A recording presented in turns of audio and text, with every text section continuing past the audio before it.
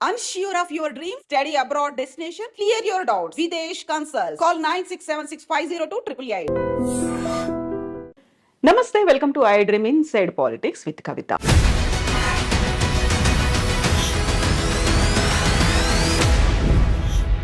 47వ అధ్యక్షుడిగా Donald Trump బాధ్యతలు స్వీకరించిన తర్వాత ర్యాపిడ్ ఫైర్లో ఆదేశాలు జారీ చేస్తున్నారు.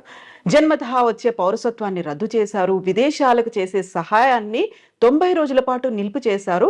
దీంతో పాటుగా H1 వీసాల మీద చర్చలు, వాదనలు కొనసాగుతున్నాయని చెప్పారు. అండ్ ఆంక్షలు కూడా కొనసాగుతున్నాయి. భారతదేశం మీద ద్వైపాక్షిక సంబంధాలు ఎలా ఉండబోతున్నాయి? ఈ ఎగ్జిక్యూటివ్ ఆర్డర్స్ భవిష్యత్తులోనూ ఇలాంటి సంచలనాలనే కలిగించబోతున్నాయా? మనతో పాటుగా ఉన్నారు డాక్టర్ జయప్రకాష్ నారాయణ గారు. సార్ నమస్తే. నమస్తే కవిత. సార్, గతంలో మనం మాట్లాడుకున్నాం డొనాల్డ్ ట్రంప్ అధ్యక్షుడిగా రాబోతున్నాడు అని. వచ్చేసారు, రాగానే ర్యాపిడ్ ఫైర్ లో ఆదేశాలు అనేవి, ఈ ఎగ్జిక్యూటివ్ ఆర్డర్స్ అనేవి అసలు పెద్దన్నగా మనం భావిస్తుంటాము అమెరికా అని. ఎలా అనిపిస్తున్నాయి సార్ విదేశాల మీద? మనం రెండు విషయాలు ట్రంప్ను గురించి గట్టిగా ఆలోచించాలి. ఒకటి, గత 2-3 రోజులుగా ఆయన పని చూస్తున్నట్టయితే చెప్పిన మాట చాలా మేరకు చేస్తాడు. ఎందుకంటే ఇంకోసారి మళ్ళీ అవకాశం లేదు దానికి. వృద్ధాప్యంలో ఉన్నాడు. తన బ్రాండ్, తన మార్క్ ఉండాలని చెప్పని ఏం చేయబోతున్నాడో ముందే చెప్పాడు. ఎన్నికల్లో ఆయన ఏమీ రహస్యం ఏం లేదు, మంచిగానే చెడుగానే.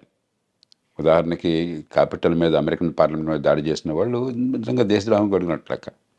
హింసకు పాల్పడ్డారు, కొంతమంది మరణాల కాలకులైనారు. వాళ్ళందరినీ క్షమాపక్ష ప్రసాదిస్తున్నాడు, ఇచ్చాడు.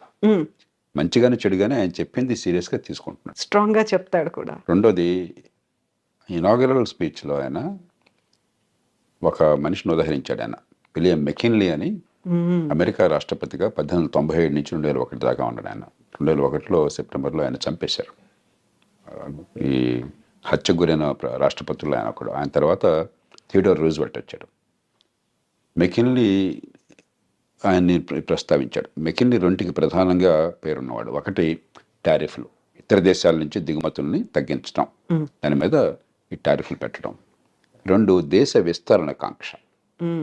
అమెరికా చివరిసారిగా విస్తరణ చేసింది మెకిన్లీ సమయంలో. స్పానిష్ వార్ అని చెప్పని 1898లో ఆ వార్లో గెలిచిన తర్వాత ఈవేళ ప్యూర్టోరికో ఆ రకంగా స్పెయిన్ నుంచి వచ్చింది. ఈవేళ క్యూబాని విడుదల చేశారు. అమెరికానే దానికి మోక్షం కలిగించి స్వతంత్ర దేశంగా చేసింది.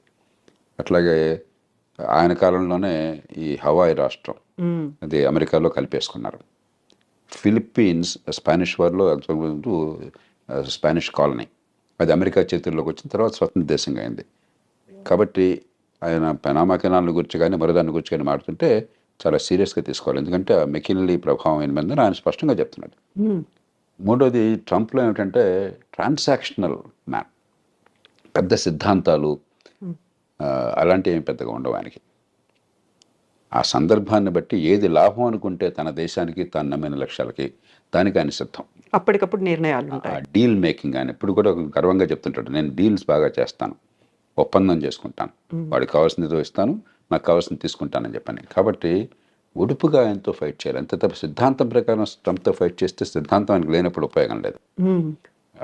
అంచేత ఈ 4 ఏళ్ల కాలం ప్రపంచం అంతా కూడా ఆ ప్రభుత్వం, అక్కడ ప్రజల మనస్తత్వాన్ని గుర్తించి, ముఖ్యంగా భారతదేశం లాంటి దేశం చాలా లాఘవంగా మన ప్రజలను కాపాడుకుంటూనే మరి అవతల వాళ్ళ ఎక్కడ గట్టిగా ఉన్నారో గమనించి మన అవసరం మేరకు ఇచ్చిపుచ్చుకునే ధోరణి ఉండాలి. సో ఇప్పుడు జన్మతహా వచ్చే పౌరసత్వాన్ని రద్దు చేశాము అన్న తర్వాత అక్కడున్న వాళ్ళకి లాభమా, మనకి నష్టం జరుగుతుందా? ఎలా ఉంది సార్ పరిస్థితి అనేది? మొట్టమొదటిది, ఇది రాజ్యాంగ రీత్యా సాధ్యం కాదు. అమెరికన్ రాజ్యాంగంలోనే అమెరికా గడ్డ మీద పుట్టిన వాళ్ళకి పుట్టుకతో పౌరసత్వం వస్తుందని చెప్పి రాసుకున్నారు. పుట్టుకతో పౌరసత్వం వస్తే అతను తీసేయడానికి లేదు ఆ పౌరసత్వాన్ని.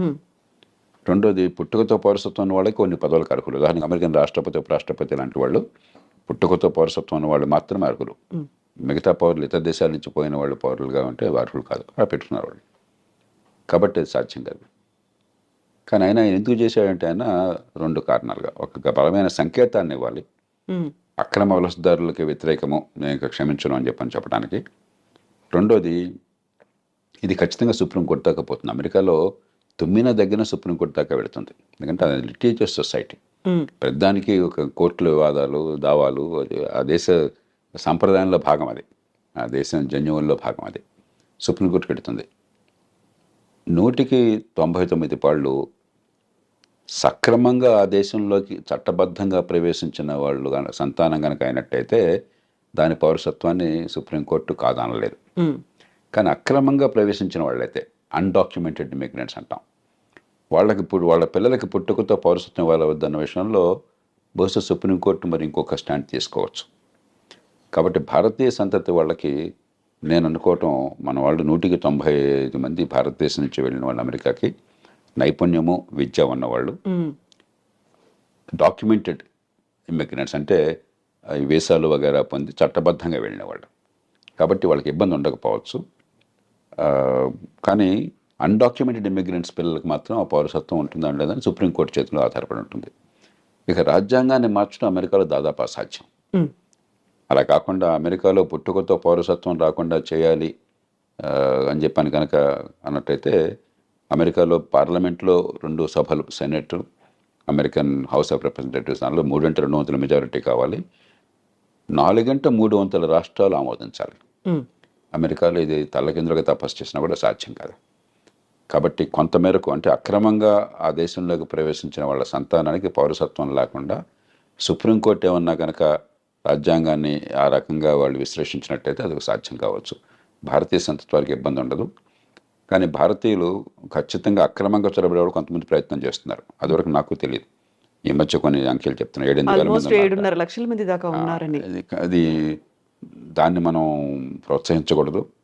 అలాంటి వాళ్ళకి ఇబ్బంది కలిగితే దానికి మనం బాధ కూడా పడకూడదు. ఎందుకంటే మన దేశ బ్రాండ్ పోతుంది.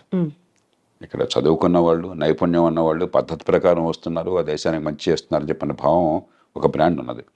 అలా కాకుండా మనం కూడా ఇతర దేశాలలాగా అక్రమంగా చొరబడుతున్నారు, దక్షిణంలో సరిహద్దు నుంచో లేకపోతే కెనడా నుంచో ఇల్లీగల్గా వెళుతున్నారు, ఇక్కడ సరిపడిపోతున్నారని చెప్పిన భావం ఉంటే మన దేశానికి నష్టం, కొంతమందికి లాభం కలగచ్చు.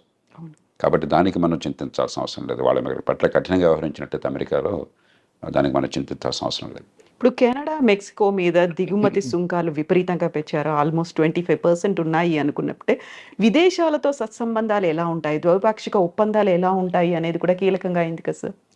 ఆయన తీరు ఏమిటంటే ఎక్కడైనా బావగానే వంగతోట దగ్గర బావగాదు. కాబట్టి నువ్వు కెనడానా, మెక్సికోనా, యూరప్పా, ఇండియానా నాకు అనవసరం. నాకు లాభం ఏంటి, నా నుంచి నువ్వు పొందుతున్నావు, నాకు రావట్లేదు అనుకుంటే వెంటనే ఆయన ఎదురు తిరుగుతాడు. కెనడా, మెక్సికోలు తీసుకుంటే ఉదాహరణకి మంచి ఉద్దేశంతో అమెరికా ఏం చేస్తున్నారు, north American free trade agreement అని చెప్పని బిల్ క్లింటన్ కాలంలో నాఫ్తా అంటారు. దాంతో ఏమైందంటే కెనడా నుంచి కానీ మెక్సికో నుంచి కానీ దిగుమతులు అమెరికాకి, లేకపోతే అమెరికా నుంచి ఆ దేశాలకు ఎగుమతులు ఏమీ సుంకాలు లేకుండా, ఏ రకమైన అడ్డంకులు లేకుండా వచ్చే ఏర్పాటు జరిగింది.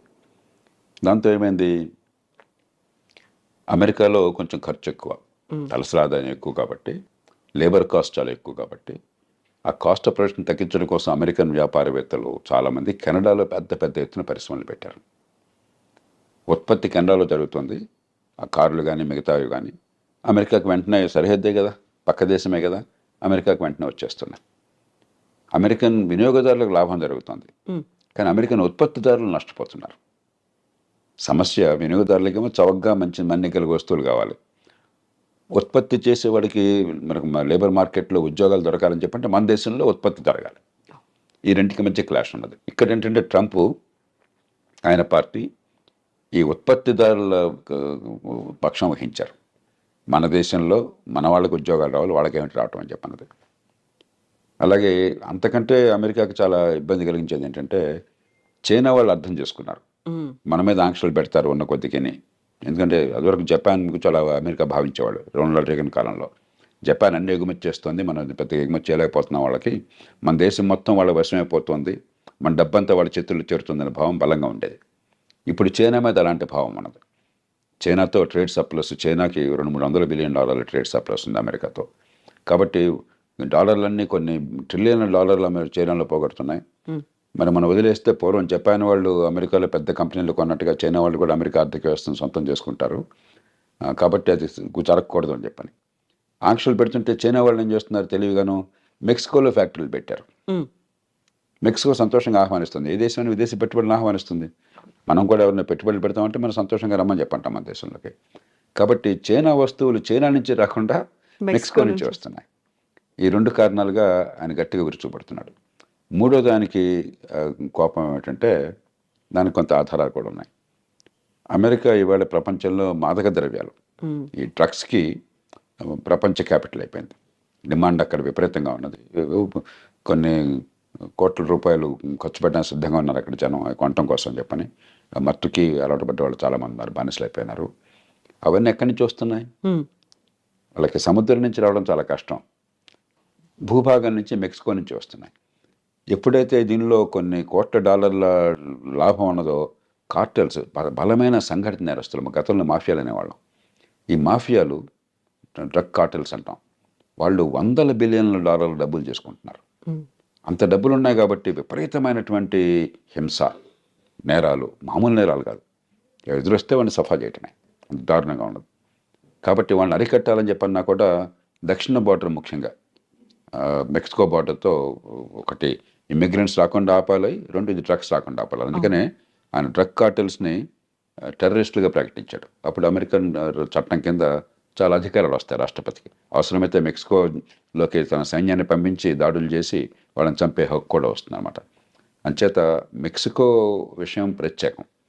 కానీ మొత్తం మీద ఖచ్చితంగా ఆయన చైనా మీద కానీ, చివరికి వీలుంటే అవసరమైతే మన మీద కానీ ఆయన అవసరమైతే టారిఫ్లు పెడతాడు. ఎందుకంటే మనతో ఉదాహరణకి పెద్ద చైనా లాగా కాకపోయినా మనకు కూడా 15-20 బిలియన్, 20-25 బిలియన్ డాలర్లు, 30 బిలియన్ డాలర్లు మనకి సర్ప్లస్ ఉన్నది. అమెరికా ఒక్కటే పెద్ద దేశం. భారతదేశం ట్రేడ్ సర్ప్లస్ ఉన్న దేశం అమెరికా ఒక్కటే పెద్ద దేశాల్లో. 35 బిలియన్ డాలర్లు. చైనాతో మనకి 90-100 బిలియన్ డాలర్ల లోటు ఉన్నది. అమెరికాతో 30-35 బిలియన్ డాలర్ల సర్ప్లస్ మిగులు ఉన్నది.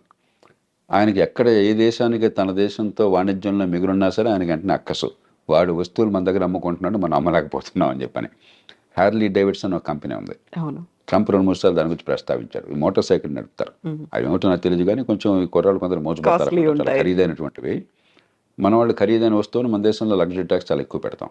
ఆయన 2-3 సార్లు ప్రస్తావించాడు. ఇండియా టారిఫ్ కింగ్, చూడండి హార్లీ డేవిడ్సన్ మోటార్ సైకిల్ మీద టారిఫ్ పెట్టారని చెప్పని.